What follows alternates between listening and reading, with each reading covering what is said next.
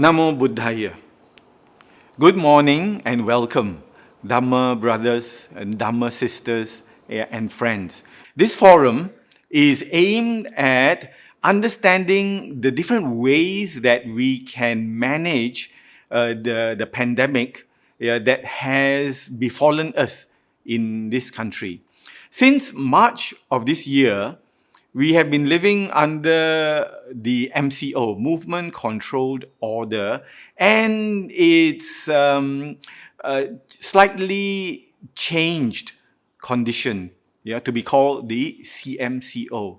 And that has made many in our society live life in a way that we are not used to. There have been many restrictions, and because of that, people have felt that they cannot live life in the way that they have been used to. So this has given rise to very many negative side effects. So today we aim to discuss these side effects, and from the perspective of the Buddhist teachings, how do we manage them? But before we start with the first speaker, let me share with you some information in order to put into perspective what we are going to discuss. Here, I have put together a presentation of an article from the Malay Mail. And the title of this article is "More than half of Malaysians experience mental health issues during the MCO," which was initiated in March. So what it tells us is very significant. When there is an MCO that is restricting the way we live life, it has resulted in negative emotions in many people. So what does this survey tells us? It's findings of a survey carried out by an organization called The Center. It tells us that 22% of those surveyed, there were about 1,028 people surveyed, 22% of those people reported experiencing severe and extremely severe anxiety. And the group were mainly women and those below the age of 35 who have reported this. And between 18 to 26% of the women in this category stated that they experienced severe and extremely severe depression, anxiety, and stress due to the effects of the pandemic, which has changed the way we work, the way we live, and the way we earn a livelihood also have been affected. Of those under 35, approximately a third reported experiencing severe and extremely severe depression and anxiety. So from this survey, we also know that the places that people live have impacted the reactions, the responses to the MCO. So those who are living in low-cost housing, it was found that they exhibited more severe, extreme signs of depression, anxiety, and stress. And why is that so? And that is because when they live in housing units that are very crowded, the level of negative emotions seem to have rised. And that is because you can imagine during the MCO, people are forced to live in just four walls. They cannot go out, and if they go out, it's mainly to buy food, and some groceries. So they have to contend with each other. They have to live with each other, all of the waking hours, and that has given rise to all these anxiety. So here it says that those who lived in crowded households reported more extreme signs of depression. They can't get away. They can't remove themselves from the setting of their homes. So they have to cope with all the people around them. They eat with them, watch television, they have to learn how to get on with their relatives, their family, 24 hours a day. But it's not just those who lived in the crowded conditions. Those who lived alone, it was found, also experience slightly more severe depression and anxiety. So whichever way it is, this pandemic has affected the way we live. There's another survey that tells us, and this heading is Anxiety Levels Rise Among Malaysians Amid the Return of CMCO. And this is more current. It says here that in the beginning, the anxiety was due to the existence of the disease and the fear of getting exposed to the infection. When we hear about it, in February of this year, the fear of the disease brought about the anxiety and depression. But later, the causes of it was that people found the insecurity. They were unsure of what's going to happen to their livelihood, to the way that they earn a living. That became the causes of their anxiety and depression. And the effects of the economy also began to weigh on their minds. So I hope this information will give everyone the context of how we are going to look at the management and the relief from the negative emotions from the perspective of the Buddha's teachings. And the first speaker, we have invited 3 speakers. I term them the scholar, the upasika practitioner, and the doctor. The first speaker is Brother Benny Liao, who is a very well-known figure in the Buddhist circles. And I have known him for many years. And he has looked at this condition from the perspective of the Buddhist text. So now I welcome Brother Benny Liao to do his presentation. Okay, good morning, and very glad all of you are here.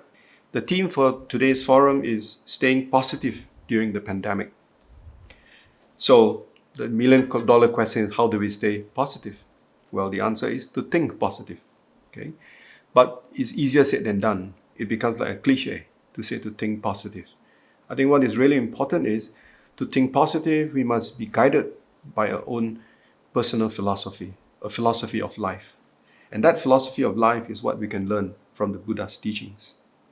For example, the Buddha says it's very important for us to have the right mental attitude before we can think positive. Having the right mental attitude means that we can either be positive or we could be negative. If we are positive, we respond to situations. We become proactive, we are joyful, and we are able to align with reality. But if our mental attitude is negative, then we only react to anxieties, to our worries, to our fears, to our hopes, and to our frustrations. So in order for us to cultivate that right mental attitude, self-control is very important. For example, as individuals, we can do very little to control the cause of the virus, the economic devastation left in its wake, and also the tragic loss of life around the world. But there's something that we could do. We can control our thoughts and we can control our behaviors. In one of the early Buddhist teachings, a teaching which the Buddha gave to a lay person called Nakulapita, the Buddha says, householder, you should know when the body is suffering from disease or when the body is ill, you should constantly train so that the mind does not suffer from disease. And this is the famous saying, when the body is sick, make sure your mind is not sick. So very important that we develop a strong mind. Now, in order for us to develop a strong mind, in order for us to think positive, there is obviously a particular method or an approach that we need to take. For those of you who are familiar with the Vipassana movement, there is an acronym which has been popularly used, I think more than maybe 20 years, first coined by Michelle McDonald, and I think Tara Beck use it very frequently, is called RAIN. RAIN, the acronym RAIN. All right, just as if you on a hot day, we have a rain shower, makes you feel very relieved, very calm, very peaceful. So if you practice this 4-step approach or this acronym called RAIN, we not only will be able to think positive, we will live our life in a very positive manner. Now, what is this acronym RAIN all about? It starts with RAIN. So R means that we should reflect wisely on whatever happens. The A stands for to accept reality as it is, seeing things as they really are, as we would say. The I stands for to investigate our feelings, our thoughts, our sankharas, for example. And the N is interpreted variously as non-identification or non-attachment. So let's look at R. R means to reflect wisely. And in the famous Sabbasava Sutta, which is in the Majjhima Nikaya, book of Middle Length saying, the second sutta, the Buddha has got this excellent advice. He says, for one who reflects wisely, anxieties and troubles that have not yet arisen do not arise, and those already arisen will cease. So likewise, for one who does not reflect wisely, then anxieties and troubles that have not yet arisen will arise, and those that have already arisen will increase. So the Buddha himself talks a lot about having wise, because all this goes back to the importance of knowing our mind. As many of you would remember, the first 2 verses of the Dhammapada says that mind is the forerunner of all things, that if one speak or act with a wicked mind, then suffering will follow ones. And likewise, if one speak or act with a pure mind, happiness follow ones. All right, just as one's shadow that never leaves. So it's very important for us to recognize. All right, so that's the first R. Okay. Now, recognizing phenomena, recognizing the nature of reality. Okay. So first, we can to recognize and what is the nature of reality. In the classic Buddhist teachings, we talk about 3 characteristics of existence, which is impermanence, suffering, and non-self. For example, I'm always very inspired by this saying by Ajahn Chah from his book called Everything Rises, Everything Falls Away. And this is what Ajahn Chah says: when the mind is agitated, you should realize this is not certain, this is impermanent, the first characteristics of existence. But likewise, when the mind is calm, don't start thinking, really peaceful, because that is also not certain. So I think if you have been following Ajahn Chah's teaching, there's been Ajahn Amaro, for example, would always say that sometimes people say, does Ajahn Chah, does he not talk anything else other than that things are uncertain, things are impermanent? All right? But that's the nature of reality. So if we don't talk about reality, what do we talk about? All right. So the first thing I think is for us to recognize reality. When we can recognize that, then whatever happens, we will be able to develop a calm attitude. And this is where, my favorite saying from Shantideva in the Bodhicharyavatara, where Shantideva says that if a problem can be solved, why worry? And if a problem cannot be solved, worrying will do you no good. So that has been a kind of my mantra, that whenever I've got problems, so it reminds me, remember Shantideva. All right. Well, you've got a problem. If I can solve it, okay, go and solve it. If there's a problem and I know that it can't be solved, worrying is not going to do me any good. All right. So because of that, then we adopt a positive attitude. Now, the second is to accept reality. RAIN, R-A-I-N. So the second one, to accept reality. Now, I'm not going to go into details. I think many of you know about this discourse which the Buddha gave. The Buddha says there are 5 things we should contemplate daily. And this is not only for monks, it's for lay people as well. And this is found in the Upajjhatthana Sutta, book of 5 and 5 things in the book of Gradual Sayings. Aging, illness, death, separation, cause and effect. So all these things, they are there.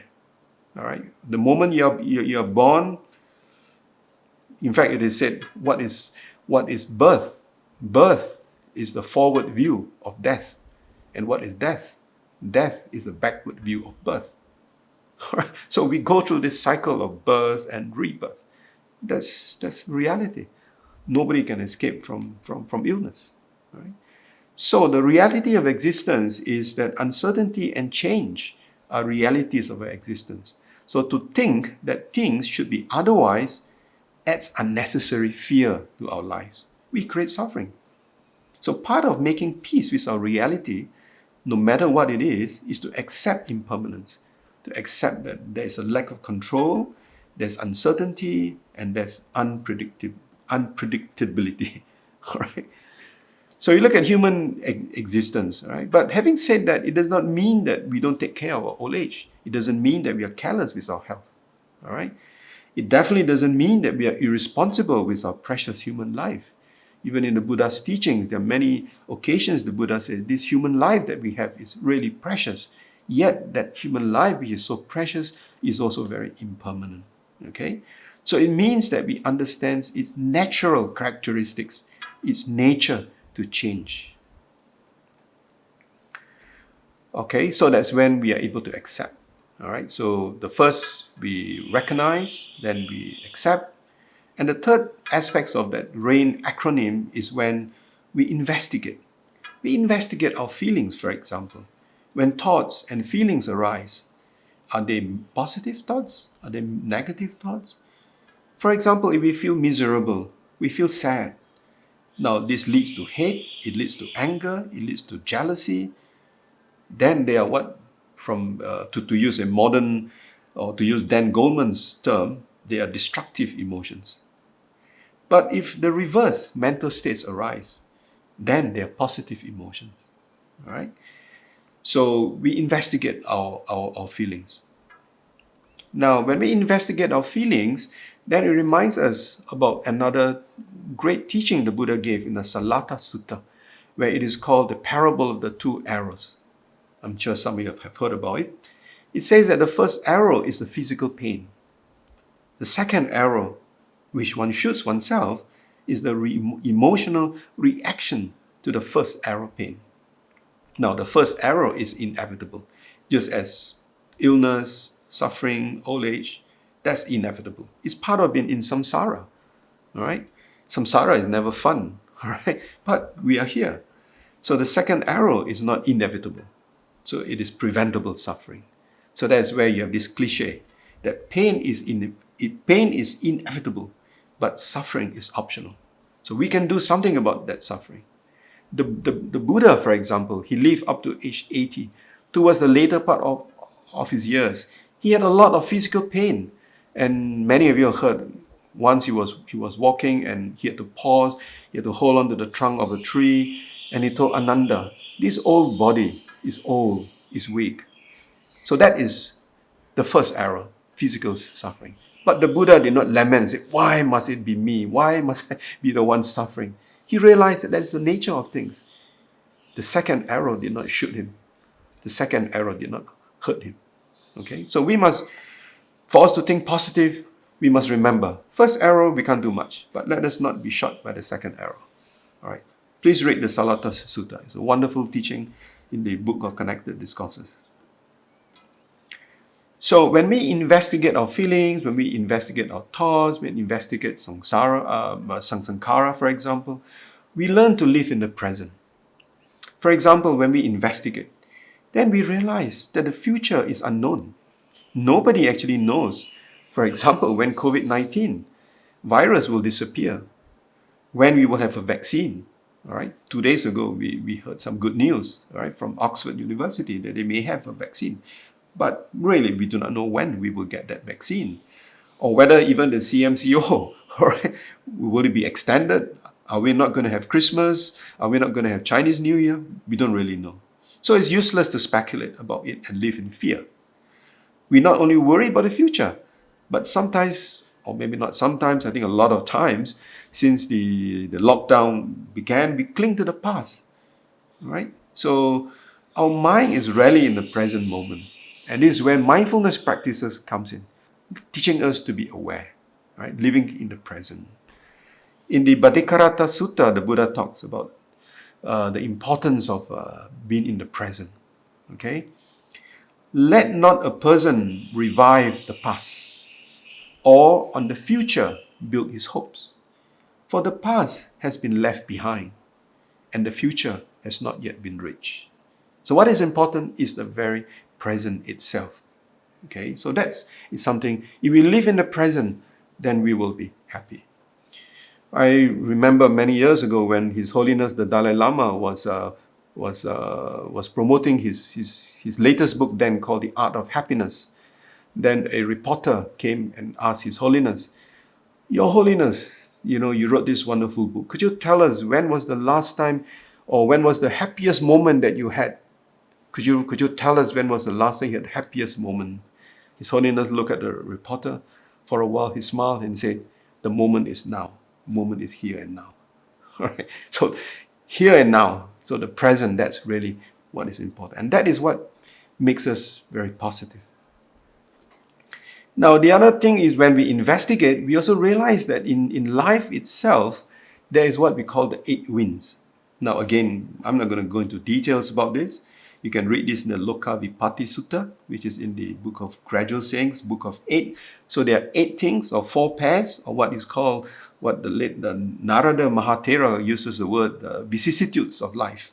All right, gain and loss, fame and ill fame, praise and blame, happiness and sorrow.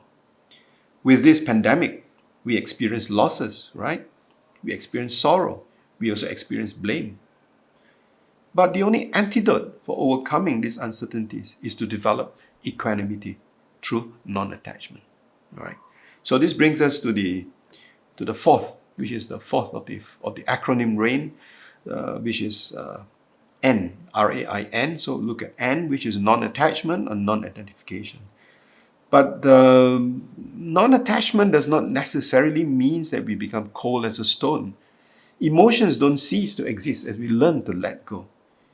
We just relate to them differently because we understand their transient nature. In fact, non-attachment brings out the most profound sense of care, compassion, and freedom in all of us. Okay? So the beauty of non-attachment is that the problem of this world evokes compassion rather than anger. All right? And you don't chase after happiness. You create conditions for happiness. So when it arises, you enjoy it. And you release it when it dissolves. So it does not mean that when you are non-attached, you do not know how to appreciate beauty. Even the Buddha appreciated beauty. I'm sure many of you remember this story. Once the Buddha was walking past this river Naranjara, and he walked past, he paused, and he spoke to Ananda. He said, "Look at the beauty of the water flowing." So one could still have non-attachment and yet still appreciate beauty. But the difference is, when it arises, we can enjoy it, and we release it when it dissolves. All right. Lama Yeshe used to say, it doesn't mean that you're non-attached means you stop enjoying ice cream. If you love ice cream, you can still go for ice cream. When you found that you have your favorite ice cream, you enjoy it. But if on that day, when you go to your favorite ice cream parlor, your favorite variety is not there, doesn't matter. It's uncertain. Like Ajahn Chah said, "Mai ne," in Thai, right? Doesn't matter. The next day you can have it, right? So it dissolves, right? So your heart only grows bigger when you see the suffering in this world. All right? That's the very reason why the Buddha stayed back for 45 years to teach the Dhamma for the benefit of all sentient beings. So you feel naturally compelled to help, but you're not attached to the outcome. Okay? So I think that's the beauty of non-attachment. So to be positive, we not only think of ourselves, we think of others. Why? Because we live in a connected world. All right? For those of you who are familiar with Mahayana Buddhism, you have read the Avatamsaka Sutra. We are all caught in this Indra's net. We are caught in Indra's net. So instead of just worry and anxiety, let's connect with others with kindness and compassion. So when fear arises, it leads to unkind, prejudicial, racist views, violent behavior. So now is not the time to think only about ourselves, but it's time for us to think of others. That means we think instead of me, we think of we. All right. So we adopt this, we put into practice this acronym, RAIN. We recognize the nature of existence. We accept the nature of existence. We investigate what this nature of existence is all about. And having investigated, we let it go. We let it go. We do not get attached to it. But the more we're not attached to it, the more we are interconnected with other sentient beings. All right. So we not only cherish ourselves, we cherish others. So with that, let me end by making a short prayer for the benefit of all sentient beings. May all sentient beings have happiness and its causes. May all sentient beings be free of suffering and its causes. May all sentient beings always be joyful. And may all sentient beings be in equanimity, free of bias, attachment, and anger. May all of you be well and happy. May all of you be free from mental suffering. May all of you be free from physical suffering. And most important, may all of you be free from the COVID-19 virus. Thank you very much. Sadhu. Thank you, Brother Benny, for your sharing. I found that what Brother Benny advised us, the practices under the acronym of RAIN, can be very beneficial if we practice it well. The practices of reflection, acceptance, investigation, and non-identification, I feel will help us to manage all these feelings and thoughts and emotions that are not beneficial to us and lead us into more beneficial states of happiness and the sense of well-being. Thank you, Brother Benny. Now we invite Sister Paru, who is also another well-known speaker, to share with us her experiences. Forum panelist, Brother Benny, Dr. Ong, forum moderator Acharya Tan Siang Chye, beloved Dhamma friends, good morning and Namo Buddhaya. Homage to him, the Blessed One, the Worthy One, the perfectly enlightened one. I dedicate the merits of this Dhamma sharing to all my parents and my teachers. Wherever they are, may they be safe and peaceful. So thank you, Brother Benny, for giving us these very beautiful and succinct scriptural references and explanation in staying positive in this pandemic. I have been asked to share some personal stories and experiences related to this topic. So let me start on how my personal journey began. In the Itta Sutta, Anguttara Nikaya, Book of Fives, Sutta number 43, the Buddha said to the householder Ananda Pindika, he said, these are 5 things that are welcome, that are agreeable, pleasant, and hard to obtain in this world. What are the 5? They are long life, beauty, happiness, status, and heavenly rebirth. The Buddha also said, these 5 things cannot be obtained by way of prayers or by wishes. Otherwise, who would lack them, right? Instead, the Blessed One said that one who follows the path of Dhamma would lead them to have these 5 desirable conditions. So this teaching, brothers and sisters, very aptly described my life before I came into contact with the teachings. Who does not want these 5 things? As for rebirth, I only knew there was heaven and hell, okay lah, little bit. But my knowledge on the destination after death, that the choice was very obvious, right? But when I learned there was rebirth and future lives, wow, I was so terrified. I was like, what? Die lah. And in the thick of living this very, very ignorant life, my husband passed away in July 1999 after a very short illness. Everything happened very fast. When the funeral was over, family and friends went back to their own lives. The children were back at school, and I was all alone at home. With my back to the wall, and I was sitting near the altar, sobbing my heart out. And at that moment, I just felt like dying. The pain of separation was unbearable. At that moment, my eyes caught sight of this very little small booklet that had been on the shelf of the altar. I remembered at that time, my husband actually asked me to read that book. But at that time, I was too full of pride. And I ticked him off by saying, "You read it. I am too busy." So I reached out, and maybe he, in his depth of kindness, probably was pushing me to read the book. There was this story of these two women, Kisa Gotami and Patachara, who they themselves were having heartbreak and mental suffering due to the loss of their dear and loved ones. And the Buddha's words rang out loud and clear to me.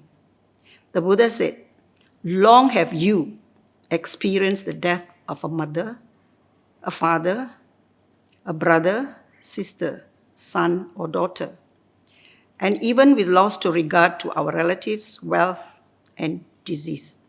We have also lost things which are very dear and pleasing to us, and that which is not that which we want, but we are separated from." And the Buddha said, we have been transmigrating and wandering in this samsaric circle over so long that all the tears that we have cried can fill the 4 oceans of this world. I reflected on those words. When I read it, I reflected and how true it was. When my father died, I was utterly sad. My brother was only about 21. He had just married about a year ago, and his wife had just delivered a baby boy.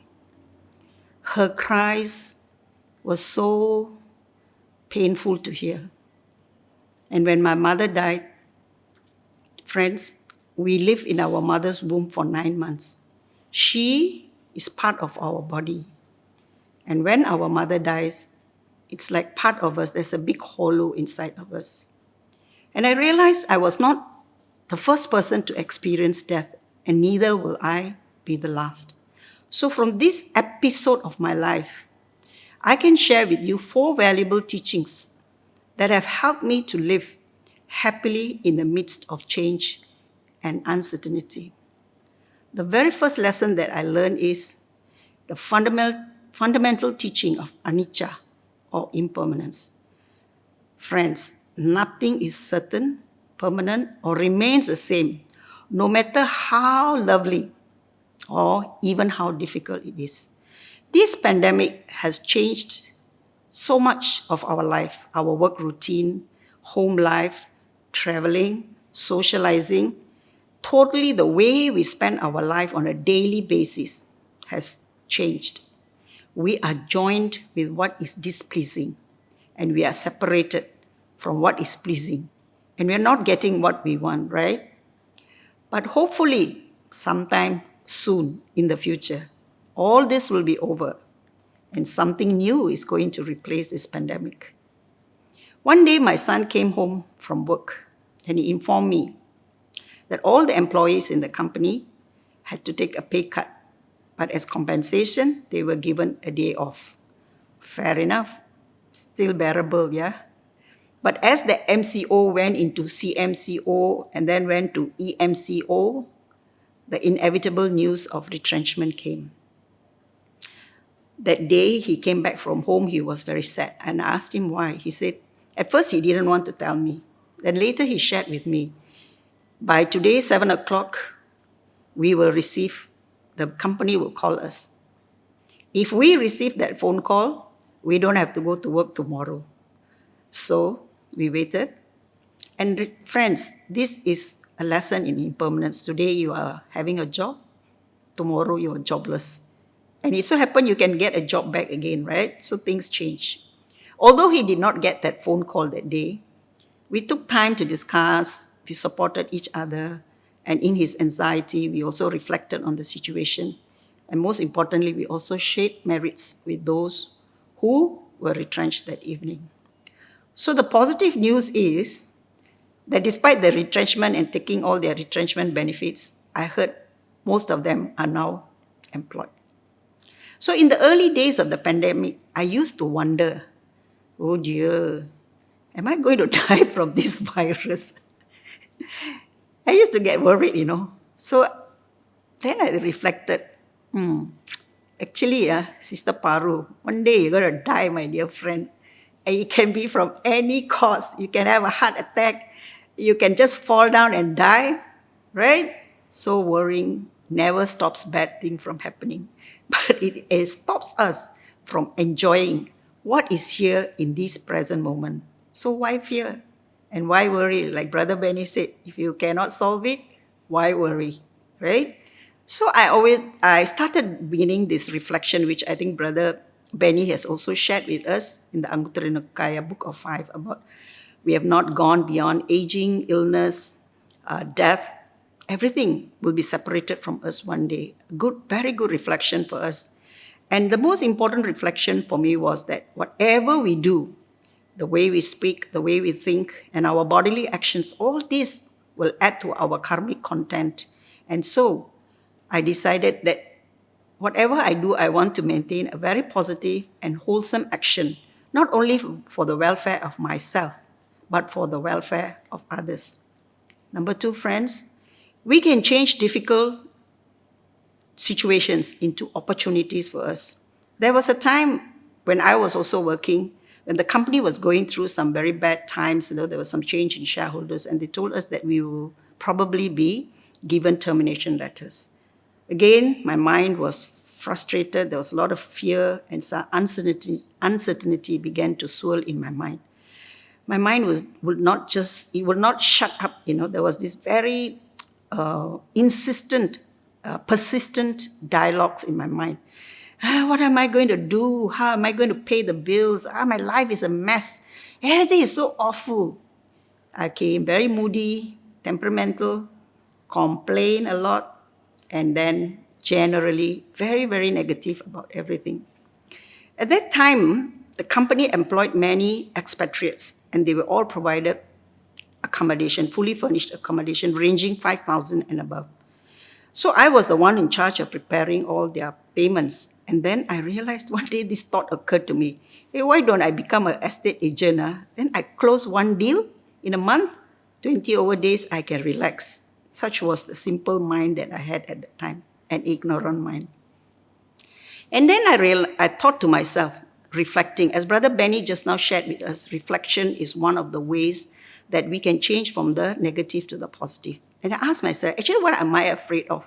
Why don't I do something in my life? Every time I always live in fear and not doing the things I wanted to do. I said, why don't I challenge myself this time? And by coincidence, I met the boss of a property company, and things changed for me. And then, although I did not know much about, I don't like sales. I don't like meeting people, and I don't like I did not know anything about selling property, but I prevailed, and I overcame my fear of being an estate agent or doing something out of my comfort zones. Another good example, which recently happened, which I think really inspired me, was my son asked me to receive a parcel on his behalf. And that morning I was waiting for the delivery truck. Usually the big trucks will come and then they will deliver the parcel. But that particular day, there was a small kanchil came with a young lady driver. And then I was thinking, don't tell me this is the delivery. It really was the delivery person, And when I walked to the gate, I saw the whole car is loaded with so many parcels from the floorboard right up to her seat.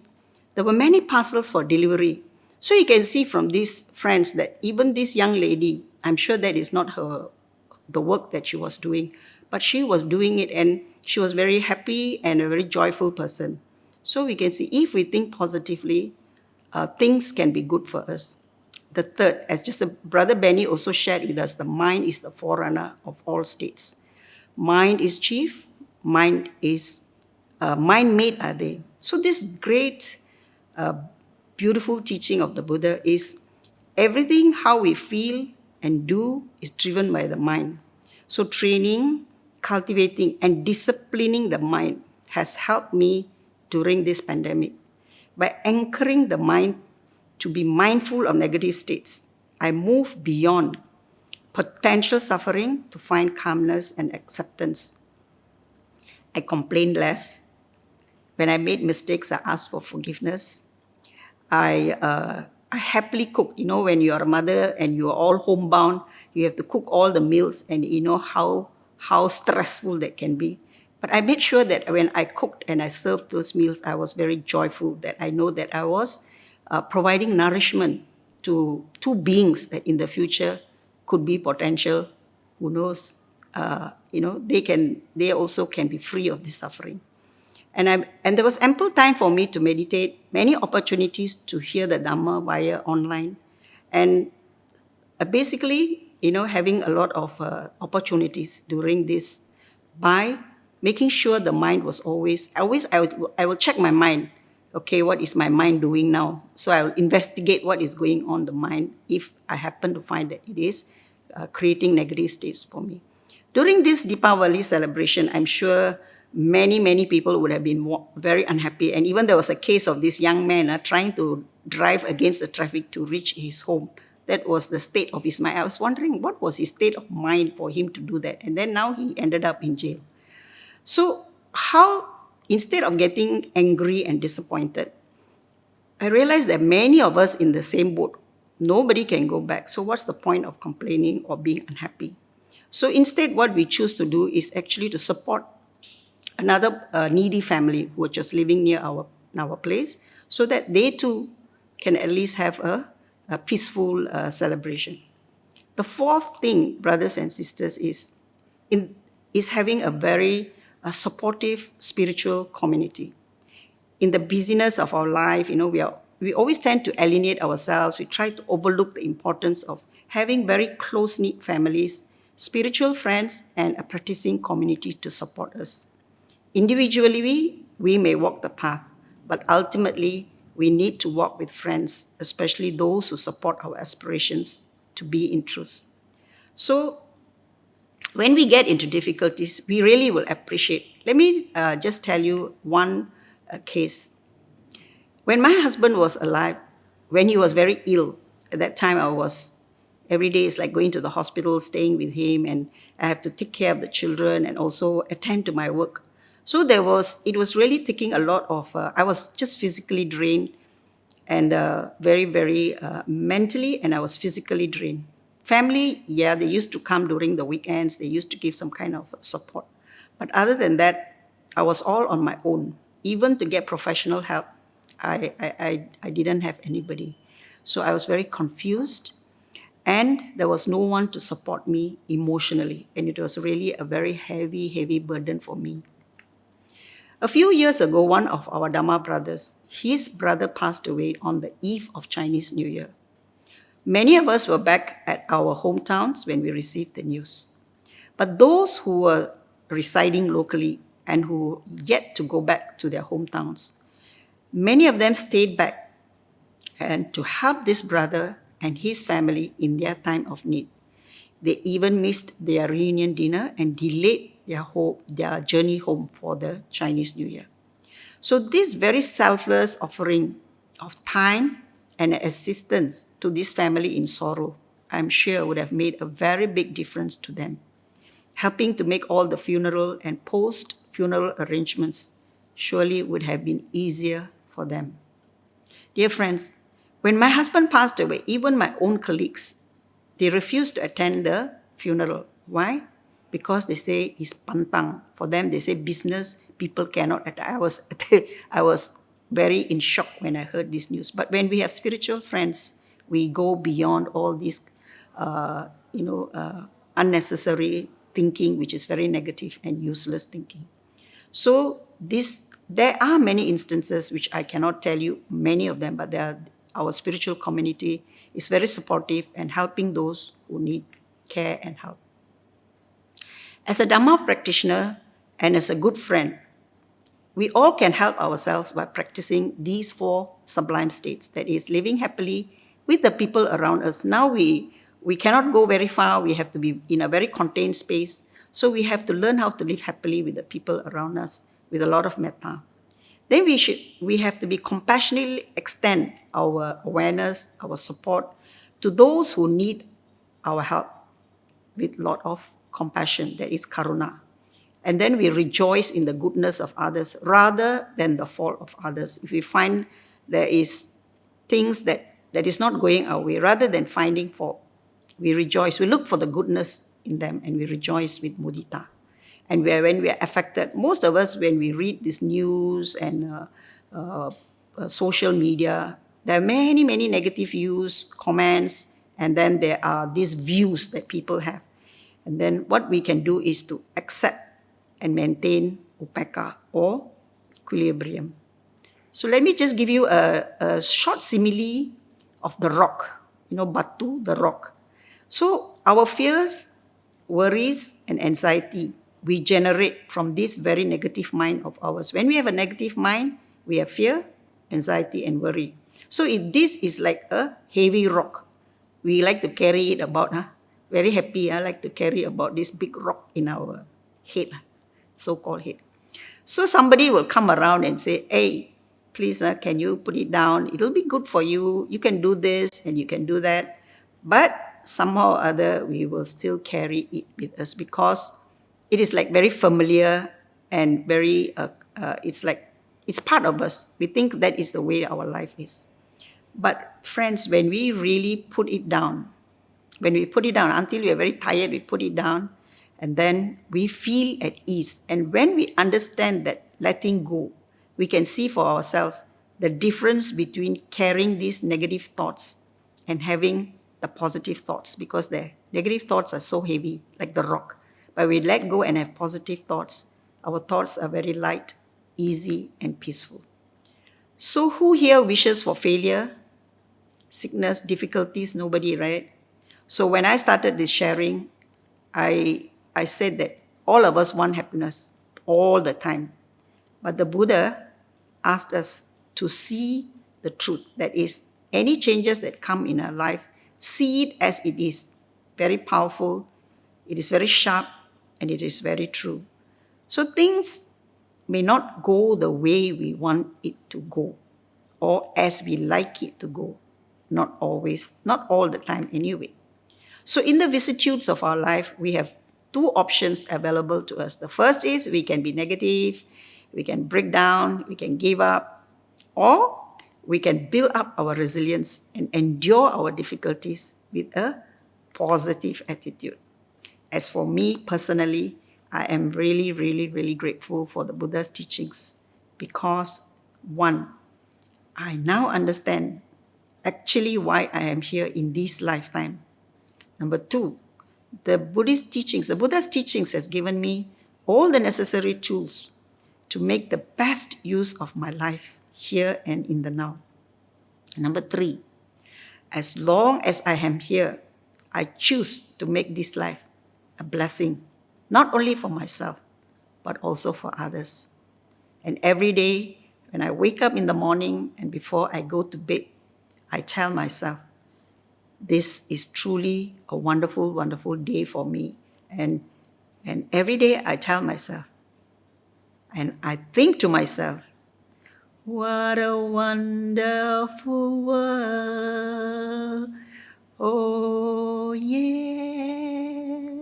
And friends, stay positive with the Dhamma. Good health, peace, and happiness to you. Sukhi hontu. Sadhu, sadhu, sadhu. Sadhu. Thank you very much, Sister Paru. Yeah. I found that what the Sister Paru has shared with us, from a very personal point of view, helps us to understand the human conditions. That is how we react, to difficult times, a lot better. And if we put into practice what Sister Paru has recommended to us, I'm sure we will build up strength of mind to be able to endure difficult times. So now we would like to invite the third speaker who will share with us his understanding from a medical point of view. And he is Dr. Ong, who will speak to us using his wealth of experience as a medical practitioner. Dr. Ong. Namo Buddhaya to everyone, to Brother Siang Chye, Brother Benny, Sister Paru, to the organizing committee, and to you, the audience. Right. I've been asked to talk about mental strength and resilience from the medical perspective. So I'm going to approach this talk by asking and then answering three very important questions. The first question is, what is mental strength or resilience? Question number 2, what are the common traits that people with mental strength have? Question number 3, how then do we cultivate mental strength? How then do we make our mind strong? And since I have a lot of grounds to cover in the next 20 minutes or so, I will dive straight into question 1. What is mental strength or resilience? Mental resilience is defined as the ability to adapt well to adversity, trauma, tragedy, and threats, and any significant source of stress. It is our ability to bounce back from adversities and difficulties in life, and sometimes emerge even stronger and better than when we first started out. Take, for example, this COVID-19 pandemic that we are all in. It has been a physical threat to us. It is a threat to our very existence. It has threatened our mental well-being as well as our physical well-being. In addition, it has robbed us of a lot of things that we take for granted in our daily life. For example, we now have lost the freedom to move freely. We now have lost the freedom to mix with people as and when we want. And we have even lost our financial security. For a lot of people, they have lost their jobs. And for many more, they are hanging on to their jobs by a tiny thread, not knowing when they will still have a job or not when the pandemic is over. Right? And Sister Paru also has shared with us her own personal tragedies in her talk. Right? So, these are difficult times. So how is it that some people are able to cope well in this kind of adverse situations while others cannot? Well, studies have shown that the deciding factor is not actually the adverse event itself. It's not what happens outside. What is important and the main contributing factor to whether you succeed or not is what is inside here, in our mind. It's our mindset. It's our beliefs about ourselves and the world we live in. It is about the mental habits that we already have within us. Right? People with certain kind of mental traits and qualities are able to withstand and cope better in adverse times than others. And that brings me to the second question. What are some of the common traits that people with mental strength have? And for that, the first and most important mental trait is self-awareness. Self-awareness is the ability to be aware of our own thoughts and feelings. It is being mindful of our thoughts and feelings. This is important because with the ability to be aware of our thoughts and feelings, we have self-knowledge. With this self-understanding and self-knowledge, we are then able to know our own strengths and weaknesses and to overcome those weaknesses.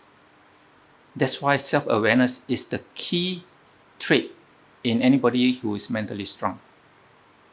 The second trait is emotional regulation. Emotional regulation here refers to our ability to manage our emotion well. It's emotional intelligence, EQ. And most importantly, we must be able to manage our negative emotions. Things like anger, fear, anxiety, depression. These are the negative emotions during this time, this difficult time, that we must manage well. It is particularly important now. So, emotional regulation is trait number 2. Trait number 3 is realistic assessment of the situation. What this means is we are able to differentiate facts from fiction, accurate, truthful information from fake news. We are able to also separate our own prejudices and our own dramatizing things from what is actual, so that we are able to see things clearly and therefore can respond appropriately to the situation. Then come trait number 4. Trait number 4 is the willpower and the courage to endure these difficult times. During this difficult time, we need to persevere, to have that determination to carry on despite the difficulties. And trait number 5 is the ability to focus.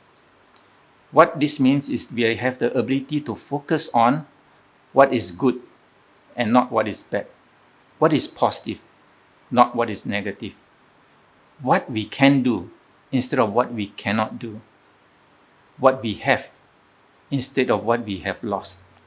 So this ability to focus is very important, not just during time of adversity, but it is important for anyone who wants to succeed in life. In fact, a whole book has been written about this topic on focus. And to me, these 5 traits are the essential traits that anyone with mental strength must have in order to cope. Once you have these 5 traits, there are a list of other positive traits that they also have, but they will fall into place because you have these 5 traits. For example, you can have another trait where you have high self-regard, self-esteem, and self-confidence. But that comes because once you have this self-knowledge, you know your own strengths and weaknesses, the confidence comes naturally, right? Then trait number 7, flexibility of mind. This is the ability to adapt to change and the ability to have creative solution. So you have to have the ability to think outside the box. And trait number 8 is the ability of these people to establish strong relationship and bonds with people around them, their family members, their friends, and their colleagues. In fact, studies have shown that this last trait, the ability to create strong bonds with people, is most crucial at the times when you are at your knees, when you are unable to cope. Because this is the time when they are there to support you, to encourage you, to help you back onto your feet. This is what Sister Paru was referring to when she said that as a Buddhist community, we must come forward to reach out to those who are in need. It is an important and crucial factor for anyone who is down, because this is the one that first helped them to get back on their feet. And that brings us to question number 3. How do we cultivate mental strength? How do we make our mind stronger and better than before? Well, the first step is actually this strong relationship which we just talked about. Because when you are down and out, when you don't feel that you have the energy to carry on, your family members, your friends who are there to support you, to encourage you, they are the one who will help to get you back on your feet. So it's crucially important. So let's hope our Buddhist family will provide this support when the time comes, when someone needs it. Then step number 2 that we need to take is self-care. This is to care for ourselves both physically and mentally. Physically, we must take care of our diet, our nutrition. We must make sure that we drink enough water so that we are well hydrated.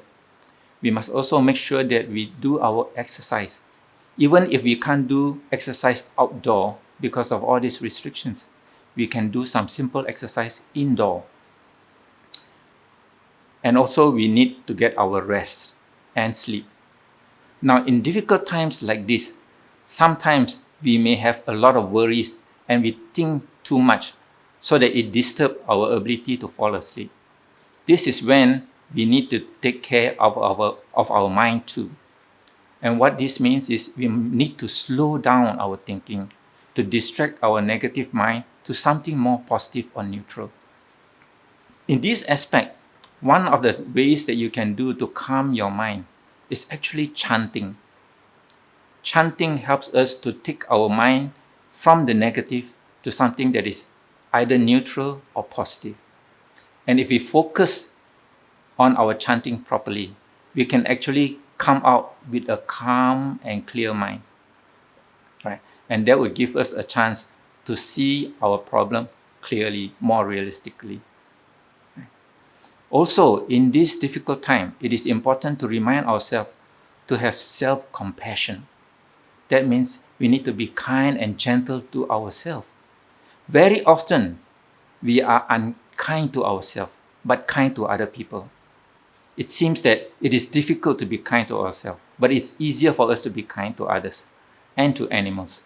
Well, now is the time for you to be kind to yourself, to give yourself gentle encouragement and words of kindness, right? Remember this. This is an important self-care. Step number 3, we have to cultivate a positive mindset. How do we do that? We have to start looking at things from a different perspective, have a paradigm shift. Brother Benny has talked about the 3 characteristics of life: suffering, the impermanence, and non-self. Right? In good times, actually, when we talk about suffering, a lot of people think, why is Buddhism so pessimistic? But it is exactly in difficult times like this that actually, when we reflect on these 3 characteristics of life, we see some hope, some redemption, and we can be optimistic. Why do I say that? Because when we reflect on the universality of suffering, that all human beings share the same suffering, then we feel it's not so bad. Then we reflect that this suffering too is impermanent. This too shall pass. This suffering shall pass. And therefore, it makes us feel that there is hope, that at the end will come. Right? And we look at suffering in a non-personal way, in an impersonal way, so that we don't see that we are singled out to suffer.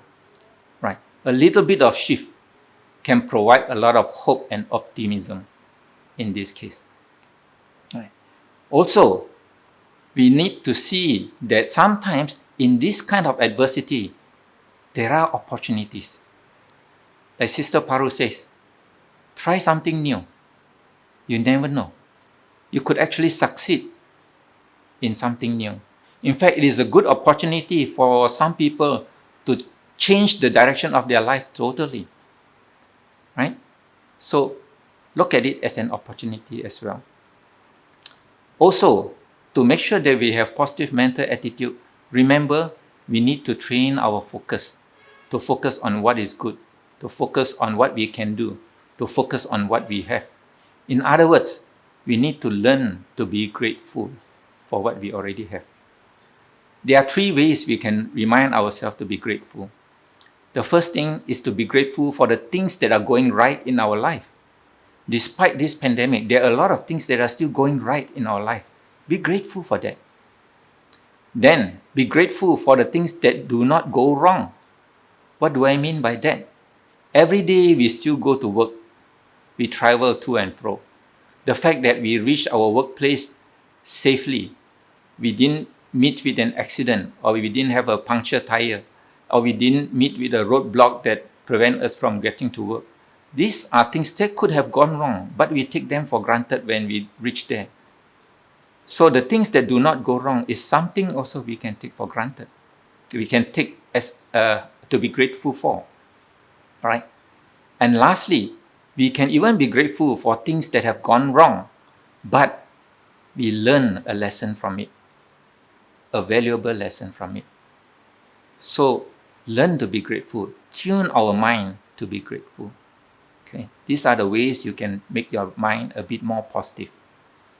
Then step number 4, we need to recognize and be aware of our irrational thoughts, thoughts that are not realistic, beliefs that are no longer serving us, and our old mental habits that are actually a stumbling block to our progress instead of helping us. Right? Each time we are able to catch our thought, we should ask ourselves these important questions. Is my thinking helping or harming me? If your thinking is helping you, continue on. But if your thinking is harming you, it is time you change it, replace it, challenge that thinking. Right? In this way, you can change irrational thoughts into something more positive and beneficial to you. That is step number 4. And finally, step number 5, we have mentioned before. Find a new purpose, a new passion, a new interest. Try something new, like what Sister Paru said. Okay, so these are the 5 steps that we can take to cultivate and strengthen our mind. Step number 1, support from friends and family when we are down. Step number 2, self-care, both body and mind. Step number 3, positive mindset. See things differently. Look for opportunity. Be grateful.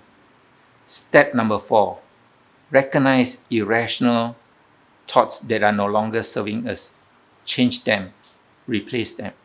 And step number 5, find a new purpose, a new goal, a new passion, a new interest. So in summary, actually, what we have been discussing is inner transformation of our mind. We do not need to change anything externally outside of us, which we cannot control anyway. But what we can do is to control what is within us, our mind. So this inner transformation is the key to coping with any kind of adversity. In fact, this inner transformation is what the Buddha regarded as true miracle. This is the only true miracle the Buddha regarded, right? Not miracles performed by psychic power. The Buddha reminds us that a man who is able to conquer himself is superior to a king who has conquered 1,000 battles. Right? And if we continue to work on our mind to purify it, to transform it, we are actually following the advice of all the Buddhas, avoiding evil, doing good, and purifying the mind. Right? And as Buddhists, we are already familiar with all the tools that are necessary for these transformations. We have mindfulness practice. Mindfulness practice is our tool to be aware of our thoughts and feelings. Right? We have discernment, the ability or the practice of seeing things as they really are. This helps us to see things and assess things realistically, and therefore able to come up with the appropriate solution. Right? We have the practice of acceptance, accepting the things that cannot be changed. And then we have the practice of letting go of the things in our mind that are no longer serving us. So these are the tools that we as Buddhists are very familiar with. And therefore, there is no excuse for us to not put them all into practice. Especially in difficult times like this, we need them. Right? And that brings to the conclusion of my talk.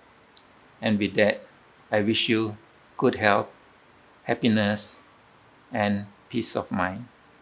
Namo Buddhaya.